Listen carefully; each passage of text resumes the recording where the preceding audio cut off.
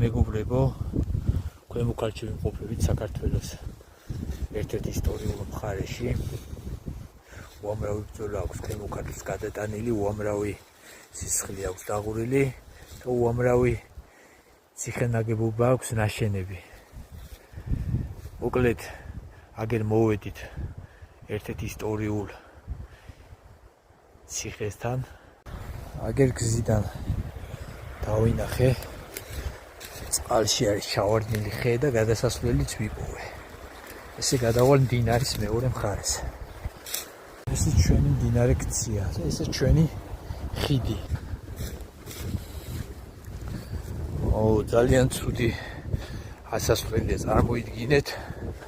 მტრისთვის როგორი რთული მისადგომი ადგილი იყო, ზედ კლდეზეა ნაშენები ციხე. წარმოიდგინეთ მაშინ ეს მასალა ქვა კირი იყო თუ რაც იყო, რითიც აშენებდნენ, იმ სიმაღლეზე ხო უნდა აეტანათ, ეწვალათ. თუმცა ყველაფერს აკეთებდნენ, რომ მტრისგან თავი დაეცვათ.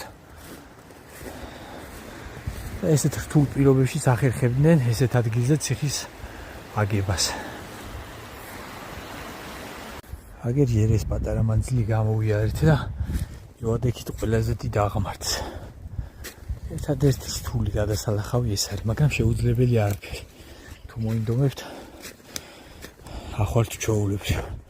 ზაფხულში ცოტა რთულად ჩანს, რთული მოსაგნებია, მაგრამ აქ რაღაცა პატარა სახლი დგას ძველი და იმის მიხედვით მიხვდებით, რომ აქ არის ციხე, ზაფხულში საერთოდ არ ჩანს.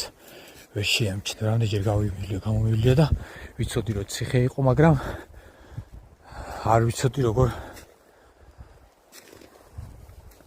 მისულიყავი, სად იყო, ზუსტად რა ადგილზე იყო. ბავშვობაში ზემოდან ვიყავი ჩამოსული. იქით ამ მხრიდან. სოფელი გომარეთის მხრიდან.